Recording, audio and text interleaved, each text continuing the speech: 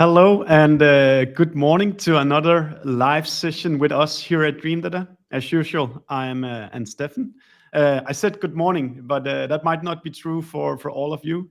I'm sitting in Copenhagen, Denmark, but our guest today is sitting in Singapore, right, Tim? Yeah, in Singapore. Good.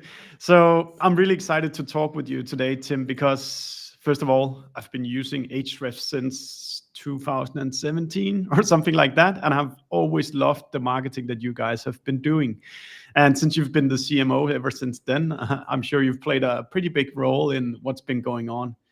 But what actually like really triggered me to reach out to you now is that I think just recently you posted that Ahrefs has actually crossed across $100 million in revenue every year, and doing that on a bootstrap method. And for those of you who don't know it, many of all these fancy startups and technology companies you see out there heavily relies on investment money from outside capital. And then that enables them to hire a lot of brilliant people. But the opposite method of this is doing a bootstrap method, which means you need to make money and then you can pay salary with these money and then you make a bit more money and then you can hire a few more people. And Ahrefs has actually taken that method to north of $100 million, which is an insane achievement.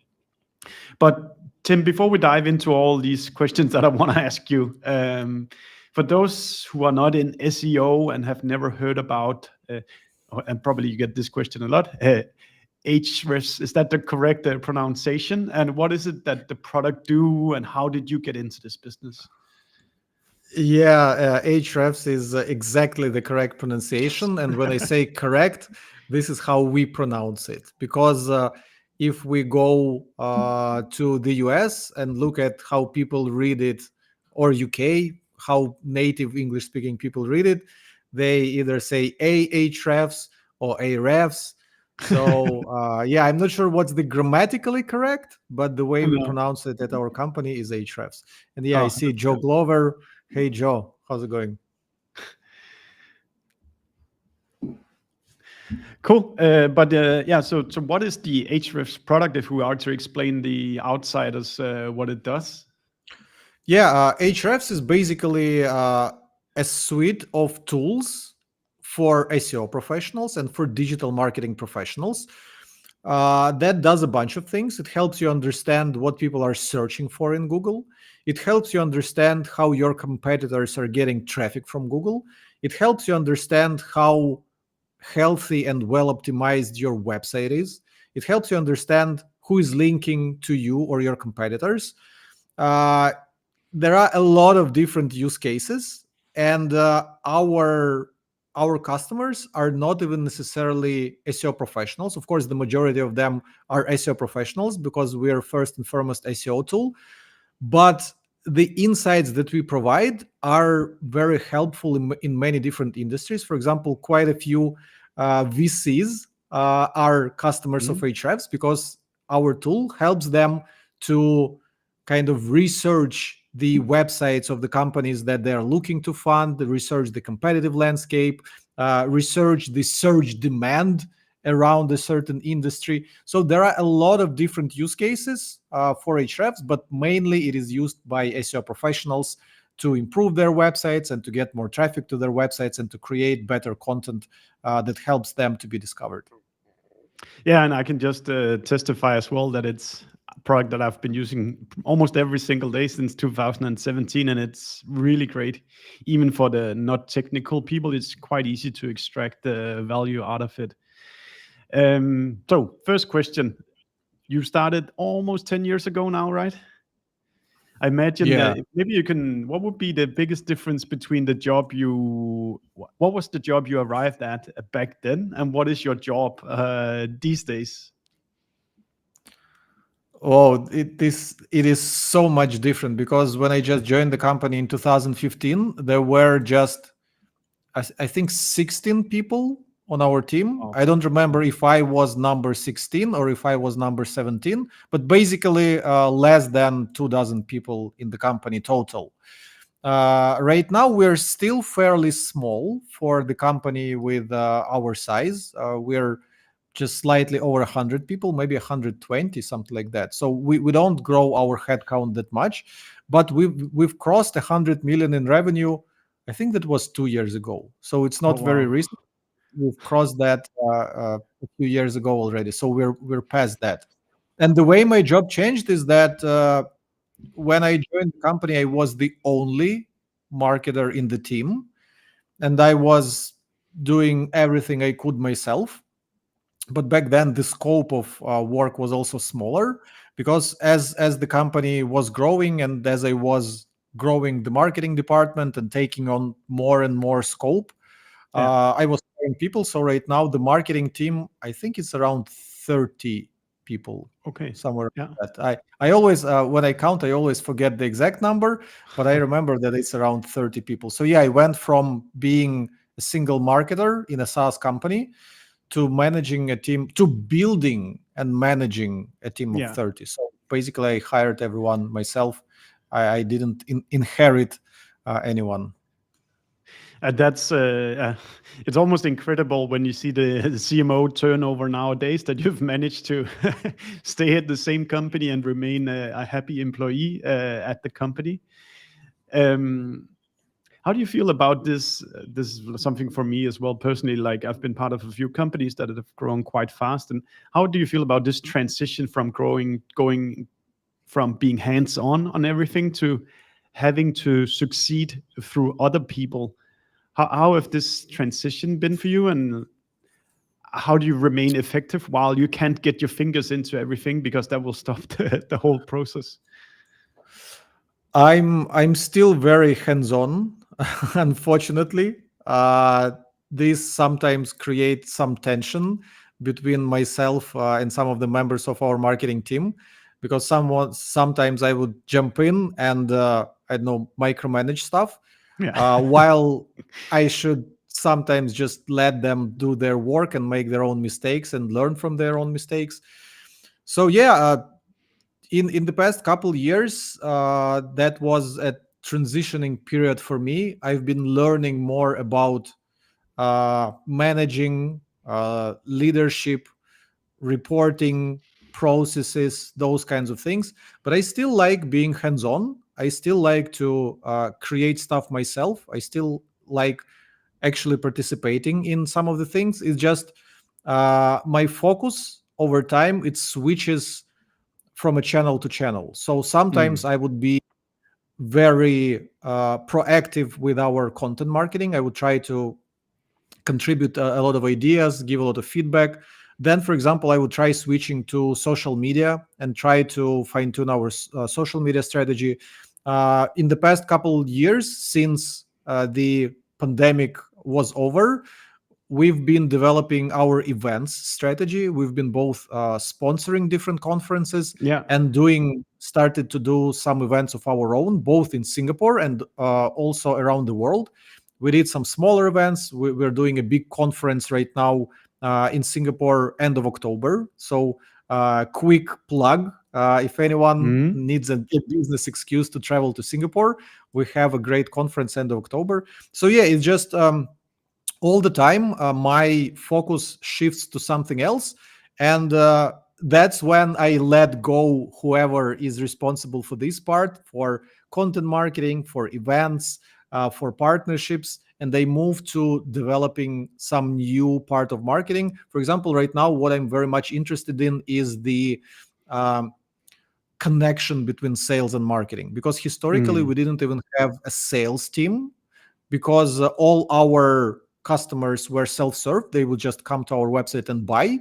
But recently we started hiring sales, and we started working with enterprise customers who Yeah. require a lot of hand holding, onboarding, calls, those kinds of things. Yeah. And as our sales team wants to work with bigger customers, marketing needs to Absolutely. adjust. So right now I'm learning that part, which was absent in the 9 years that I was with Ahrefs. I didn't care about working with sales because we didn't have sales. And now Yeah. that we have sales, this is something new for me, and this is something I'm actively researching. Very interesting. And yeah, if I can offer any help on that at some point, Tim, I'm happy to share our experiences because we always have always been working with sales. And Sounds just good. as a side note of how big your demand is, I just looked at your website, and above the fold, you can see that within the last 7 days, almost 15,000 new users was created on Ahrefs. So like the But demand that's must be, both paid and free. We have a free tier, so it's not 15,000 paying customers no, created in the last 7 days. It's just like total registrations of both free and yeah, paid accounts. yeah. Cool. So today we are to talk about all the things that Ahrefs has done. That's probably not enough time. Then we would have to do like a 24-hour stream here, but we have an hour, and I want to ask you a lot of things about what you've done. But maybe we should just plug into what you just plugged about events. Why have you taken an interest in events now? Like now that you've been used to just doing online stuff. Great question. So I recently kind of not that I developed this framework, but I was kind of suggesting this framework to our marketing department, which sounds like this: we need to fire all cannons. We need or fire from all cannons. The thing Yeah. is, whenever I would speak to either potential customers of Ahrefs or existing customers of Ahrefs, and I would tell them about the new features that we are releasing, or some old Yeah. features, or some improvements in our toolkit, or how to do things better, they wouldn't know that those things exist. And I would say, but we actually created a video about this. We posted a blog article about this. I tweeted about this. I shared it on LinkedIn, but you Sounds didn't see familiar. any of that. Yeah. But you didn't see any of that. Can you tell me what's the best way for me to get your attention? Is it a webinar? Is it like a email newsletter? Is it, I don't know, a downloadable PDF? And the thing is, there's no answer. Because for different people, some people would follow you on social media. Some people would even follow your branded account on social media. Some people, you can reach them with ads. Some people will search in Google for something and discover you. But the thing is, the more stuff you do, the more opportunities you create to get in touch with the audience, to educate them about something, to have them learn about something, the better. Events is not the best way to do this, because the amount of effort to the amount of people you're reaching isn't as good as, for example, creating a YouTube video or even recording a podcast, where, for example, right now we're speaking, and a few dozen people, a few hundred people, I have no idea how many people would watch it, but it's a very low effort on our end, but good reach. So this is why we weren't prioritizing events before, because we were working on all other channels. We were Yeah, I get working it. on the content we produce on our blog and the SEO part, so that people would search in Google and find us. We were working on our YouTube content. We were creating courses. So we were leveraging those tactics that help us achieve scale with little effort. And now that we've built decent engines with all of these tactics, one area that wasn't covered is in-person events. Because even though in-person events don't give you the exposure that online content gives you, it gives you a whole new level of connecting with people. Because when they see you live, when they communicate with you live, it's just different. When you're in the room with the people, for example, if everyone who is watching us right now and typing something in chat, by the way, guys, please keep posting messages in chat. It's very heartwarming to see. If we were in the same room, it would be a different dynamic, because people see me and you on screen, and if they would see me and you in real life, and they would pick up those, I don't know, micro gestures and the additional intonations of our voice and all that connects on a different level. So this is why events is also a great channel, but we didn't prioritize that because other channels were seemed more efficient and more effective back in the day. Yeah, that completely makes sense. And I guess there's also some, like, it completely makes sense that like do the scalable stuff first, but maybe there's also a component of it that you have been going to market to these without a sales team. And once maybe you have a tactic around events can also be expensive. So the prospects you want to have in an audience like this could be high value prospects. So the sales team can work on this relation, and like winning a big deal would make probably be easier if the salespeople meet in person with the clients. Is that part of the consideration? So I cannot really comment on that because, like I said, I'm only learning this stuff. So, for example, and like you said, you have more experience there. So let me give question back to you.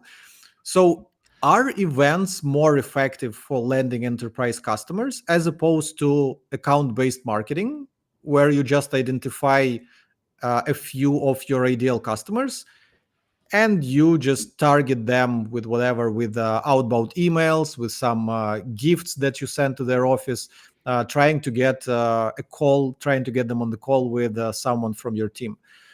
I would imagine that in terms of cost and effect, ABM marketing is probably better than just sponsoring a conference without knowing if your ideal customers will even show up at this conference.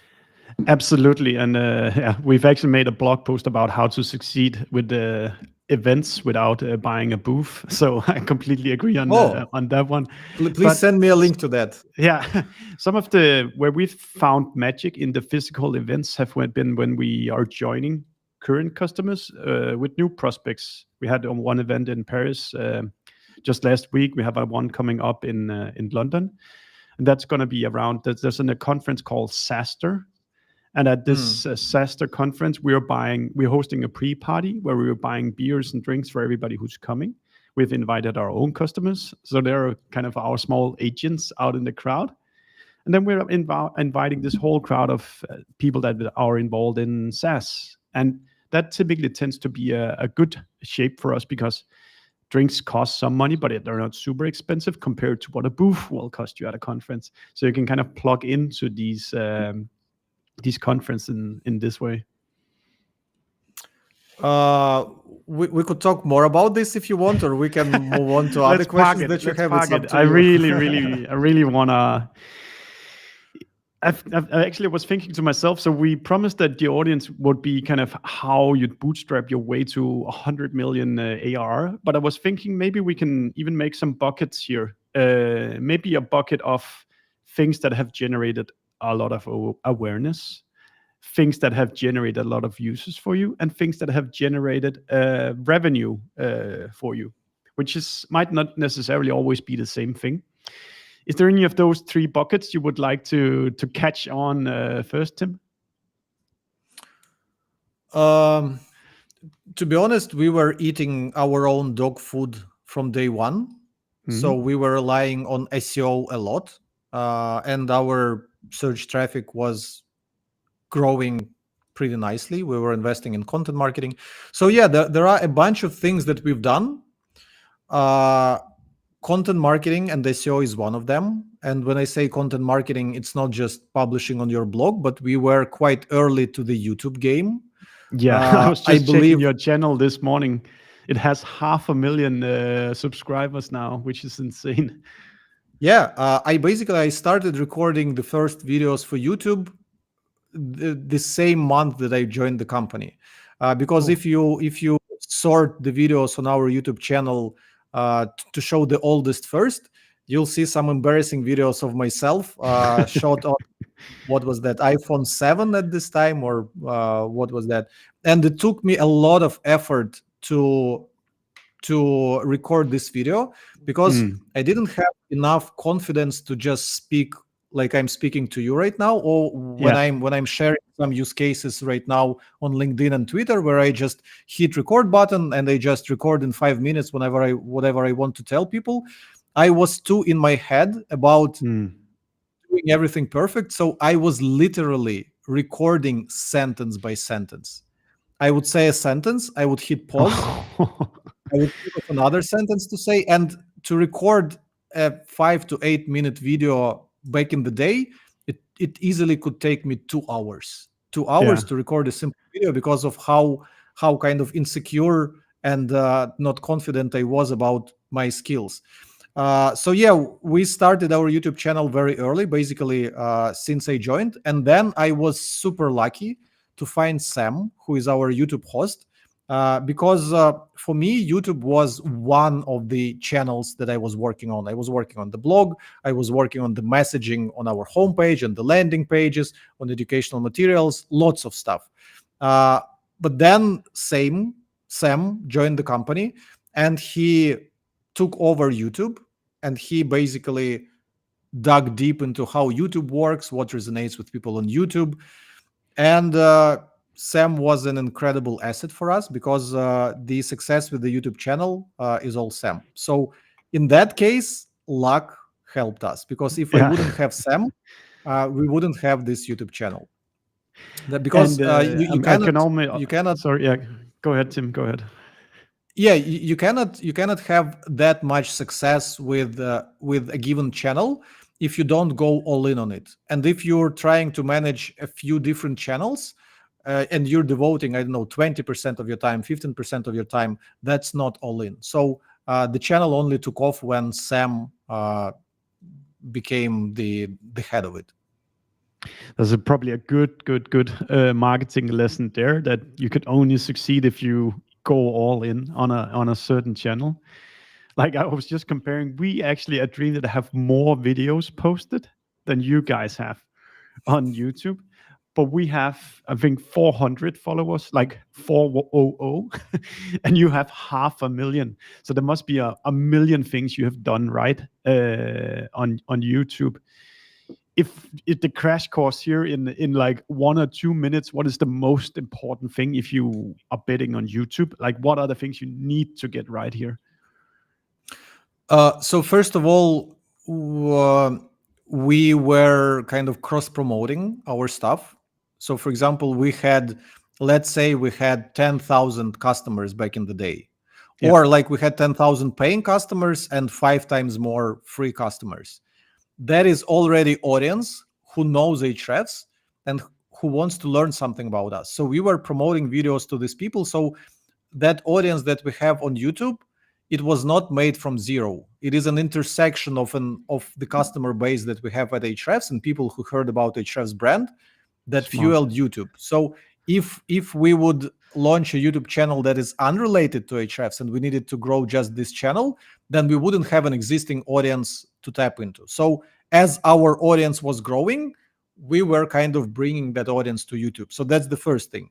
And the second thing is that Sam was obsessed by engagement. He was carefully watching engagement metrics. What do people like about the videos? Where do they fall off? How to make videos more engaging? And YouTube is all about engagement. If there are many elements to it. Basically, I think Mr. Beast did an interview with Lex Friedman or something, and he gave a lot of tips of how to succeed on YouTube, how to package your videos, what to do with your thumbnails, what to do with your titles, what to do with the first 10 seconds, 30 seconds of your video. But yeah, that is my general overview, but I'm not the expert behind the success of our YouTube channel. Sam is. So bring Sam to an interview and ask him all these questions. That might be actually a great idea. And I can only imagine nowadays how crazy an asset it is. Like, whenever you have a new feature, you can put it out in front of 500,000 people, and then the adoption will go up. Not quite. That's the thing, because creating videos about new features is boring, and we have a dedicated channel for that. It's called Ahrefs Product. So if you search on YouTube for Ahrefs Product, this is a channel for monthly product updates. If we would be posting those monthly product updates on our main channel, it would impact our kind of engagement of subsequent videos, because YouTube also wants you to be consistent with the quality of your videos. You cannot produce like one hit and then 10 boring and interesting videos, because then once you post a hit again, it wouldn't give it that much exposure as opposed to just publishing a hit after hit after hit. Okay, that's another good advice there for YouTube. So YouTube definitely a big growth driver for you guys. What about how do Ahrefs do SEO, or what did you use to kind of elevate yourself nowadays? Back in the day. What have been kind of your kind of overall activities here? So there's the boring conventional part to the SEO, where you just research keywords that people are searching for. You look at your competitors and what is bringing traffic to them.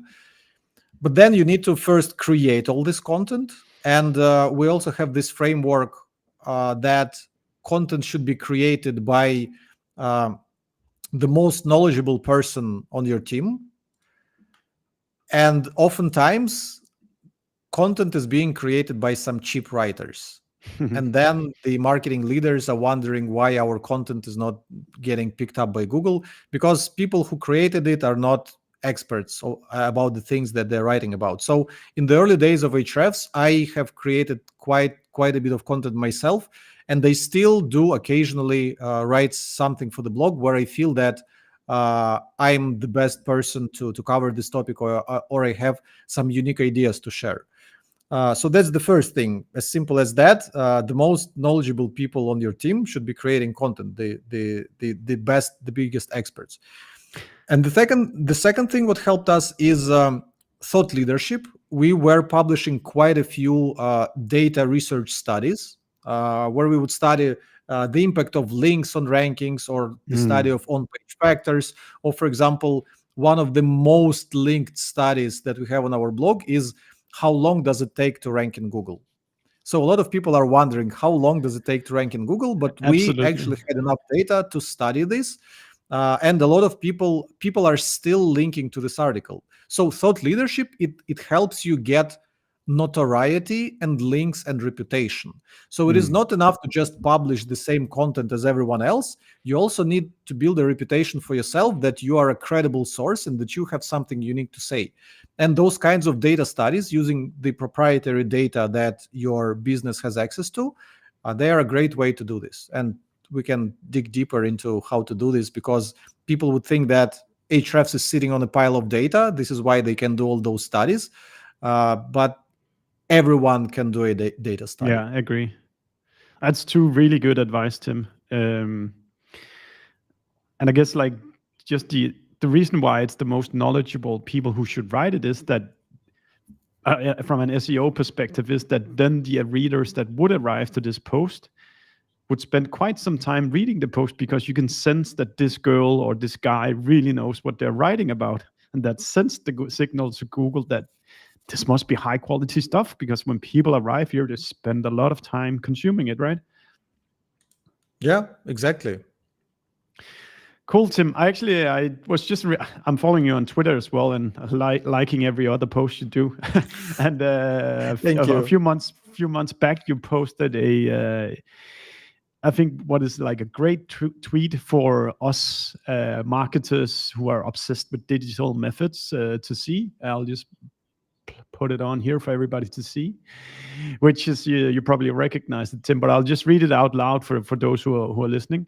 Bootstrap Ahrefs across $100 million in ARR without these things. No Google Analytics, no conversion tracking optimization, no retargeting. That surprised me. Maybe you have to get into this when you're going up market. We'll talk about that.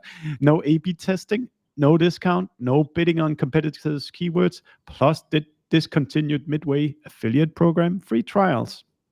And these are all kind of like the standard tool set for every one of us who do digital marketing. How come this has not been necessary, or was it a deliberate choice, or did you just happen to fall into this way of doing marketing? Yeah, this was half deliberate and half with, like, there's some company ideology that, for example, we don't want to share the personal data of our customers with the likes of Google, Facebook, etc. So if we would have pixels of Google and Facebook on our website, then Google would have all the extra data about all Ahrefs customers. So we are very privacy oriented. So we don't want to feed this data to those big corporations. So people who are using Ahrefs, they are safe that Google doesn't know that. Well, Google probably knows that they're using Ahrefs by different means, but at least we're not voluntarily giving them data. So yeah, part of that is just ideological. This is our ideology, and part of that we didn't really see utility in that. So Google Analytics, what kind of competitive edge it gives you other than you start your day from checking Google Analytics and spending time discussing that your article got 500 views or 600 views? It's not a competitive edge. Competitive edge is like, do you have any unique ideas to share that would resonate with people in your audience? So lately, LinkedIn is quite a popular place where a lot of people in our industry hang out. How is Google Analytics helping me to create a post that would get attention of people on LinkedIn? It doesn't. No. What does help is output. There's a famous experiment that was covered in quite a few marketing and business books where photography students were divided into two groups, and one group was tasked to making just one photo in the course of a week, but this photo has to be perfect. So they have to read all the books, watch all the tutorials, learn everything, take one photo and submit it to the contest.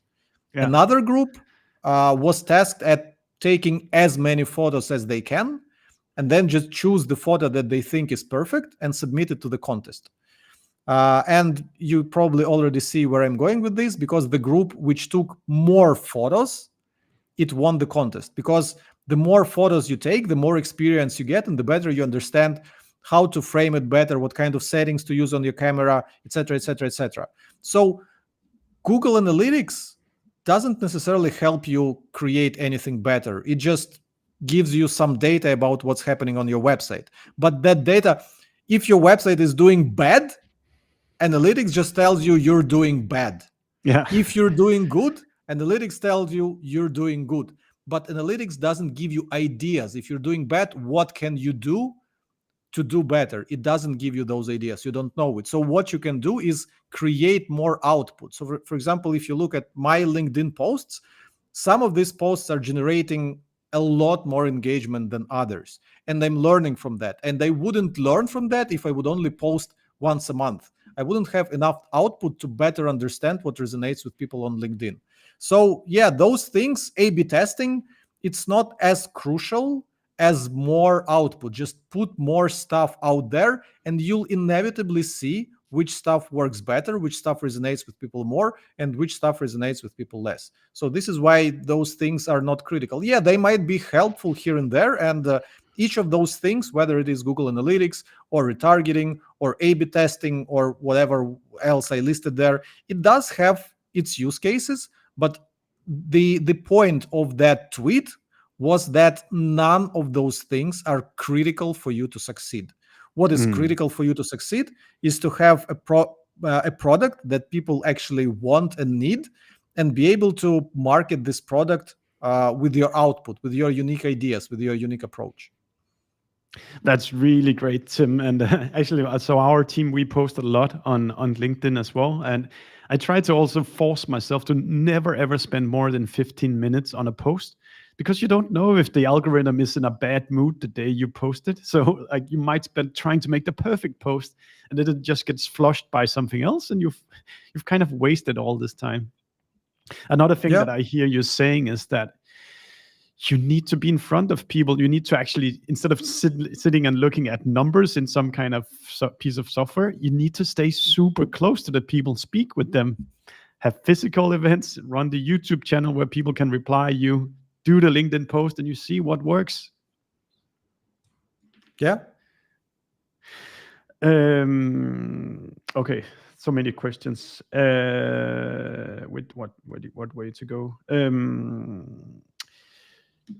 In terms of if we go for the if we look at the revenue bucket, are there any particular examples that comes to mind of where you flicked on something, you did some kind of experiment that really had a big impact on your revenue as well?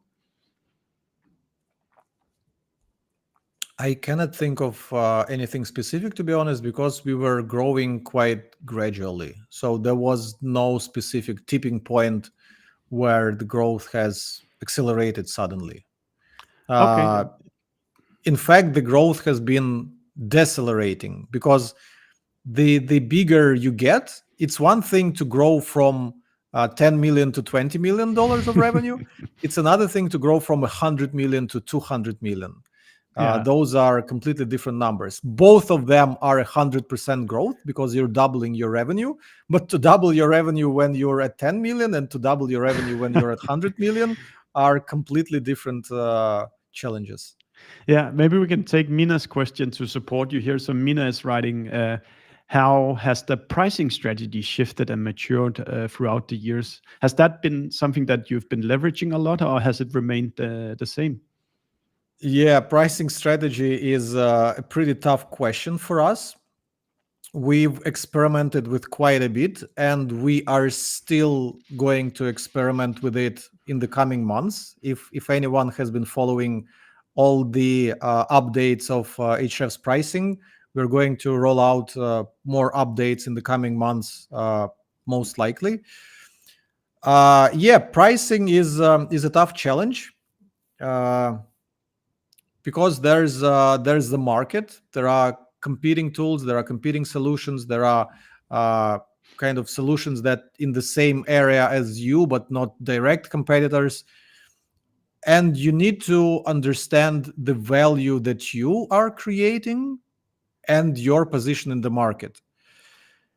And it's not that we have discovered a secret formula of how to price yourself and be successful. But what we're doing is we're just experimenting. So we would make a change, and we would see how our customer base reacts. Do people still keep paying? Do people still keep subscribing? Do people still keep upgrading? So we watch those things and make adjustments. So yeah, soon we're going to make an adjustment based on our previous kind of experiments with pricing. Yeah, it is. It's so complex, and I think particularly when also you want to also see a nice upsell year on year. So can you just offer the users all the tools that you have in one package, or do you need to like limit some to like an upsell package? And how do you Yeah, construct these things? it's crazy complicated because in the early days when your product is simple and when you're only serving a couple use cases and you have fairly narrow audience personas, it is simple. But as your company keeps growing and you're offering more and more value, yeah, there are so many options. Should this value be included and Mm, grandfathered for all the customers? Should you introduce new packages and have people subscribe to new packages and lock their previous packages? Should you create add-ons which people can purchase additionally? Or should you drop your prices even lower so that to kind of compete better with everyone else on the market? So should you compete with other offerings on the price? yeah. It's very complicated, and to be honest, I don't have an answer to this because pricing and financials is not quite my sphere of Mine influence. neither. So yeah, I do participate in making those decisions. I do discuss them with the product team, with Mm, our CEO, but I'm not an expert in that for sure. no, no. So you can buy some very expensive consultants and waste a lot of money and not getting anywhere as well. Yeah, I'm not even sure that those consultants would be helpful. Tim, so you just briefly mentioned competition, which is a topic that I think for most marketers, or depending on the market you're in, play a smaller or larger role. And some competitors can really piss me off when they run ads using our brand name, saying something that is not true, or they're writing to our G2 reviewers. And others play nicely, and they try to make the cake bigger for everyone. How have your history been with the competition at Ahrefs, and how are you thinking about competitors in general in your marketing work? We had a little bit of everything. Yeah, we had people bidding on our branded keywords. with some strange messaging in their ads. Mm. We had people copy a lot of stuff that we're doing almost word for word. We had all sorts of stuff. But what we don't do is we don't spend our energy on this. Usually, whenever we see that competitors do something like that, we take it as a compliment. So they care about us to do those kinds of things to us, which means that we're doing something right. They are in a way afraid of us. They need to take us into account. So yeah, it's never a problem. It's not that you can do anything about that. It's not that we would send any, I don't know, legal notices to them, or I don't know, cry about it on social media or something. uh, it is what it is. But at the same time, sometimes we wouldn't let our competitors do particularly unethical things. So there was a case, for example, when our main competitor SEMrush, they acquired another blog, and they started wiping out all the mentions of Ahrefs from that blog, because that blog was quite in favor of us, and they started wiping out all the mentions and replacing with themselves. And Mm. without a proper disclosure that they now own this blog. So Ah. people who were visiting this blog and who didn't know about the acquisition would think that this person is recommending SEMrush, while previously they were recommending Ahrefs. And we couldn't just leave it alone. And I tweeted about this for people to see what kind of, I don't know, marketing quote unquote strategy they're doing. Yeah. And of course, people were divided into two camps. Some people were saying that it was correct for us to call them out on this unethical strategy. Some other people were saying it's just business. Like, what do you Mm. want? Okay, it's just business. They're doing their part of the business by doing this unethical strategy. We're doing our part of this business by calling them out on it. But what Yeah. happened eventually is they added a better disclosure. It still couldn't be even better, but we're happy that they still kind of followed what we were asking for from them, and added a disclosure, which is a little win for us. So yeah, typically we won't pay attention, but whenever we think that this We needs to crossed be the calling line. out, Yeah. yeah, we would do this. Yeah. And Ah, okay. I don't think there's any rule to this. It's just whatever you feel is right. Mm. Cool. It's sometimes like I have to remind myself, just focus on our own business, and you don't become a leader by just like following others. So now if we look back a little bit, we've talked about YouTube as being a really big driver for you guys, and SEO obviously. Is there any other kind of thing we're missing here from Ahrefs growth, or kind of is there a few, let's call them more tactics that work really well at a certain point that is worth giving a honorable mention to here? It's not the tactics. One of the biggest drivers of our growth, if not the biggest, was word of mouth.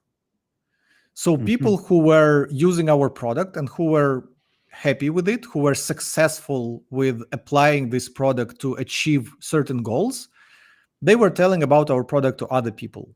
Because if you can be helpful to other people, you get more kind of social credit in their eyes. So people, Mm. they naturally want to be helpful to each other. They want to impress each other. They want to get the social credit. But the thing is, word of mouth, it does exist by itself, but you can fuel it. That was And the my way you question. fuel it, yeah, the way you fuel it is by educating your customers both on how to be successful with your product, how it works, because then they can pass this knowledge onto their friends and peers. And for example, if someone is a senior marketer on the team, they need to train their junior marketers. And if you have trained them, if you have created courses, videos, blog articles they learned from you, they would pass this knowledge onto their junior marketers. So this is the first thing. And the second thing, you need to arm them with the talking points. So if someone asks them, how is Ahrefs better than SEMrush? A lot of people would reply, the backlink data is just on another level. Mm. And they would tell, for example, one of the most prominent kind of sound bites that we have popularized is that we had the second best crawler after Google. There was a third-party study done by, I think it was done by some CDN or something, or maybe by some hosting company. Yeah. They analyzed what were the most popular crawlers across their network of websites. And Google was the most popular crawler, and Ahrefs was the second most popular. So as soon as we saw this study, and this was some 6 years ago or something, I was lucky to discover this quite early after joining Ahrefs. We made it our goal to popularize this fact because it's a great soundbite that quickly explains how Ahrefs is better than the competition, because we were the second best after Google, and any other competitors of Ahrefs were nowhere to be seen in that ranking. So two things for fueling word of mouth. First is educate your customers on how to be successful with your product.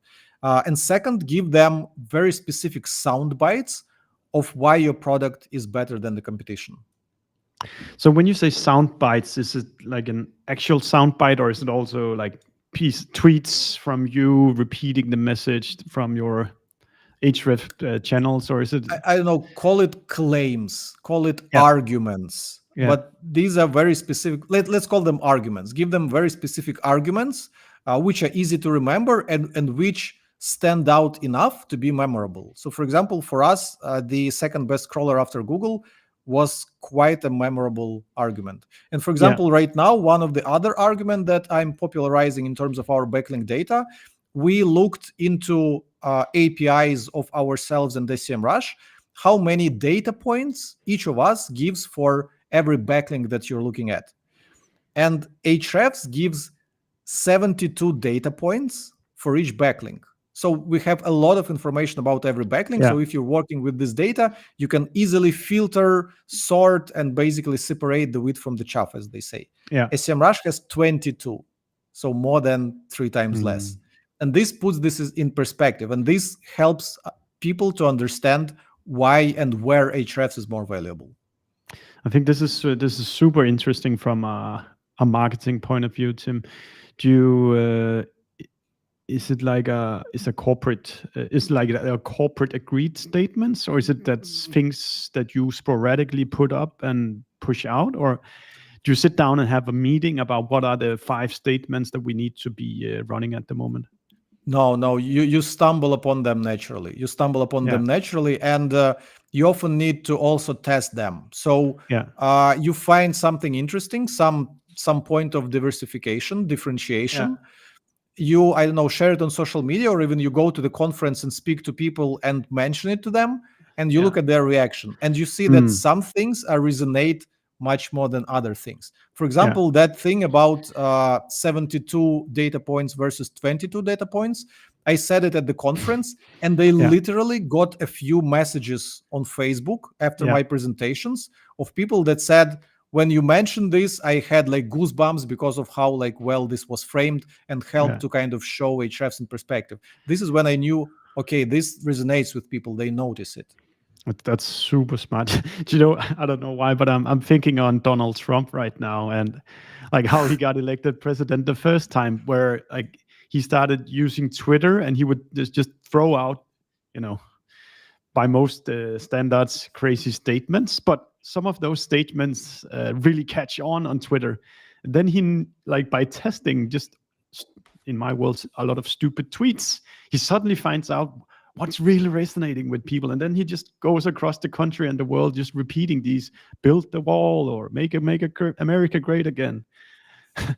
See what I did sense? Follow what Donald Trump was doing with his elections, because I'm a Ukrainian living in Singapore, so this stuff is too far away from me. But now, as you describe it, it makes a lot of sense. Yeah, I wouldn't be surprised that he worked with some very good marketers to do this. Yeah, super nice. Can you just let's try to go really deep on this. So how do you repeat the message? Like where do you put it out? Where like if you really find these stuff kind of, and how much do you need to insist on it? Like, because with any marketing, it's not enough to do it like once. You need to be consistent. You need to go on fire on all cannons, to use kind of your expression. But what is it that you do when you want really, okay, there's something here? How do you then get that message in front of all these Ahrefs people?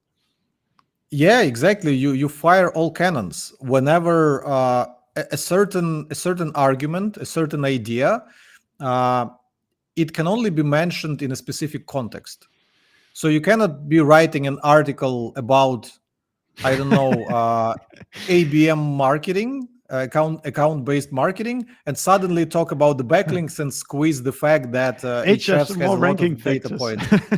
Yeah. No, no, it makes sense. But if you keep this thing in mind, if you keep in mind that this argument really resonates with people, and you're creating a piece of content, whether it is a webinar or a talk or a tweet or short form video or anything like that, you would remember to make sure that I include it because it fits the context and it resonates with people. So I need to use it. Same whenever you're creating, I don't know, print materials for the conference, when you're like putting some stuff into delegate bags. Uh, People's attention spans are very short. So you want to make sure that you're using kind of the snappiest, the most, the messages that have the biggest potential to resonate with people. And you need to have kind of a library of those things in your head. So what are the most impactful things that resonate with people? Because I have like an A6 sheet of paper that I need to put a few messages on, because the more messages I put, the less of them people would remember. And yeah, basically there's we don't have any specific playbook of how we would promote the message, but just look for opportunities to do this. One way, again, if we were doing big promotional campaigns, like big advertisement campaigns, we would probably put that message into our advertisement campaign. Create those banners that people would see everywhere. Go to podcast hosts and have them say it as part of their sponsored message. Blah blah blah. Go to your I don't know, partners, some newsletters that you're sponsoring, and put this message there. But we prefer to do things more organically. Yeah, I was actually thinking a lot of companies could actually benefit from just having a doc that are the bestseller one-liners that you have in your company. So if you are to train people, here's the 10 one-liners you want to say in front of most audiences. But now, Tim, you got me thinking. So we've been looking backwards. If we're looking forward, I recall seeing a YouTube video of you saying you sponsored a podcast in the past and evaluating the return of that. But you have also now jumped onto this kind of trying to launch a podcast. And like, why did you do that? And what is the expectations or hope you have for the Ahrefs podcast? So the answer to this question is very easy. I wanted to launch a podcast because I wanted an excuse to talk to smart people. So it would be awkward if Stefan, me and you, we don't know each other. Yeah. And if you would reach out to me and say, Tim, can I hop on an hour? Can I take an hour of your time and ask you a lot of questions about marketing? Yeah. I would say, sorry, I'm not sure I have time for this. Like, what's in it for me? Yeah, I like helping people, but I typically like helping people when it is convenient for me. For example, if I go to the conference and someone comes up to me and asks some questions, or if a friend introduces me to a friend, yeah. But if I start hopping on free calls with random people who reach out to me, I won't have enough time to do my job. But you offered me to do a public thing where whenever I'm saying not just to you, but to some other people in the audience who get value from that. This is again the economy of scale. I'm using my time to reach more people. That makes sense. And suddenly we are talking. This is basically the justification for my podcast, because there are a lot of people whose work I'm impressed with, and who I think are super smart, super creative, super hardworking, and I want to talk to them. But just asking them, because my podcast, I ask people for 2 hours of their time. Oh, wow. Yeah. And if I would reach out to people and say, can I just talk to you for 2 hours? There's nothing in it for you. Here's my there's just like, fee.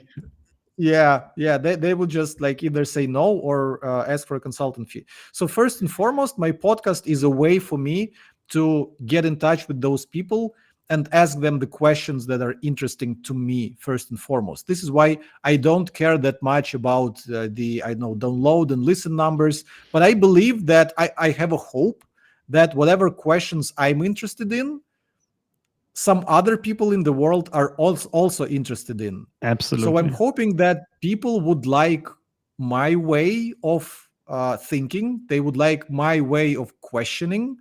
And therefore, they would subscribe to Ahrefs podcast and follow my conversations with smart people. Yeah, absolutely. Given also the distribution network you have available, I can only imagine that this podcast has really potential to become a big next growth driver for you guys. So and speaking, I'm yeah, actually go ahead, Tim. Go ahead, Tim. sorry to interrupt you, but I actually, once we reach 10,000 listens across the podcast, which will probably happen in the next week or the next 2 weeks, I want to write a post on LinkedIn, 10 reasons why you should not start a podcast. Because I don't think that a podcast is a great channel for marketers to leverage. I think it's one of the hardest channels. Exactly because of the distribution. Because when you publish an article on your blog, it has a chances of ranking in Google and bringing you passive traffic. When you publish a video on YouTube, it gets the chances to be recommended by YouTube. When you put out a podcast, by itself, it goes nowhere. You have to promote it. So instead of promoting your business, you have to promote your podcast. So a podcast is not a good marketing channel. This is why I'm saying that my main reasoning behind the podcast is to talk to smart people and to learn from smart people. That's awesome, Tim. I can't wait to read it. By the way, we also have a podcast that we conversations like this. We then re-release the soundbite to the podcast as well. But unless we do this like serious distribution work, the listens are so low. Okay, we're almost up on the hour. So if anybody listening want your last question in there, now is the time. Alex Panchuk is asking you, Tim, please name the top 3 marketing trends that are on the rise right now. Something like social selling, awareness. We are posting on LinkedIn anywhere. So for you, Tim, kind of right now, what are the top 3 marketing trends that you're paying attention to? Top 3 marketing trends.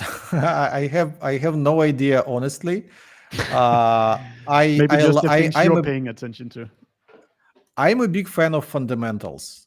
I still think that doing unique experiments, doing something creative, doing something hard is what gets attention. And marketing is about getting attention and converting that attention into money in some shape or form. So if we're talking about trends, AI is, of course, a big trend. Everyone is talking about AI. Everyone is trying to leverage AI in one way or another. But if everyone is talking about AI, who do you listen to? Yeah. So you still have to stand out by doing something hard, by doing something challenging, by doing something that no one else is willing to do, investing more of your time and effort or money into something. Again, a quick example. Back when we were redesigning Ahrefs homepage, I had this idea that we can hire 3 copywriting agencies to work independently on our homepage, and we paid each agency around $10,000 for that. So instead of redesigning our homepage either in-house or just paying one copywriting agency to help us out, we turned it into an experiment. We invested $30,000. We had 3 independent copywriting agencies to work on our homepage, and then it turned into a case study. And back when I was previously on the YouTube channel of Ahrefs podcast, I was kind of trying to create vlogs, so to say. And that was one of the most watched videos on my channel. And I saw it discussed in different marketing communities because of how unique and interesting it was. And I don't remember seeing anyone repeating anything like that. We see a lot of videos on YouTube. I bought content from $5 copywriter, $50 copywriter, and the $100 copywriter, and things like that. But you don't get a lot of those things where people would. It's kind of it's almost like the Mr. Beast way.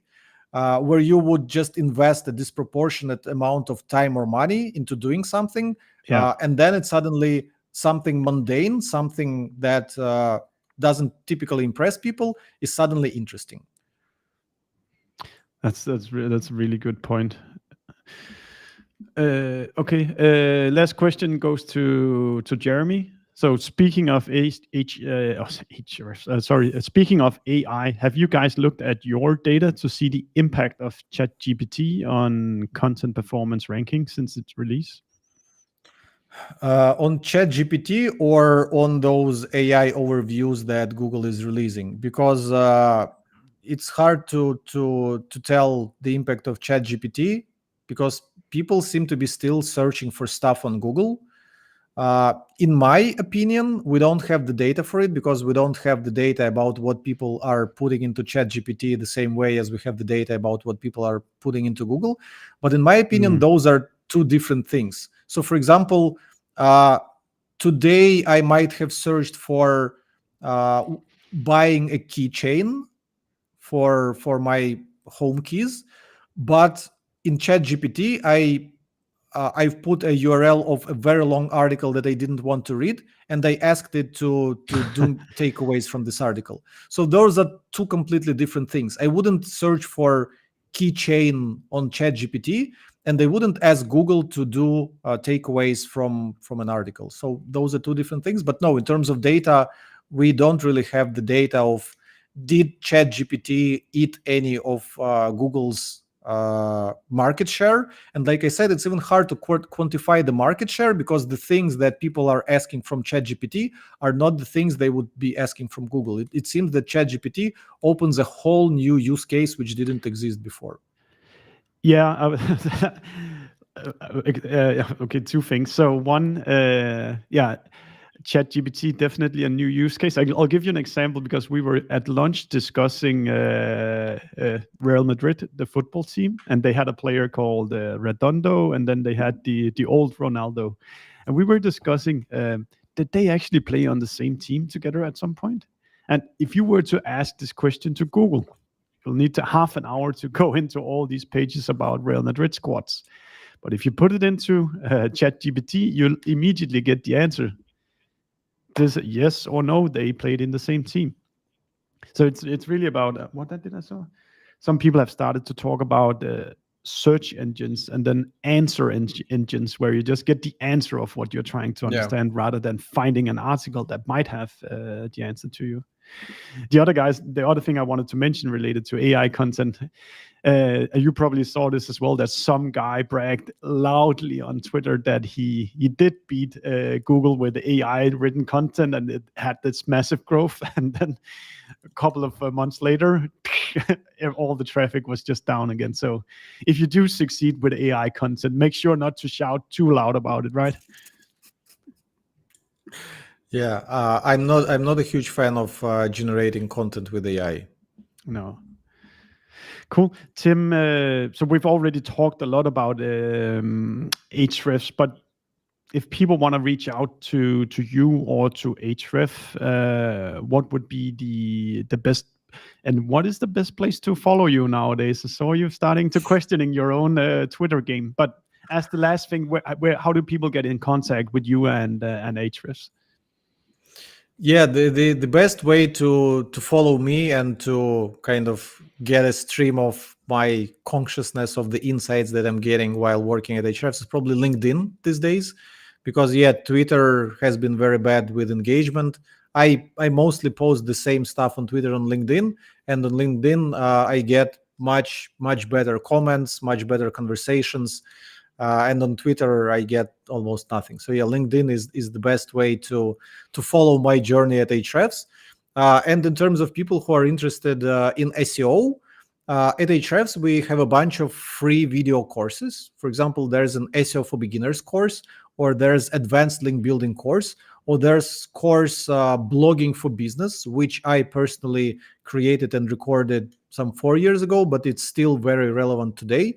So yeah, if people are interested in those things, go to Ahrefs Academy section. There are a bunch of free courses. Take those courses, and you'll learn something useful 100%.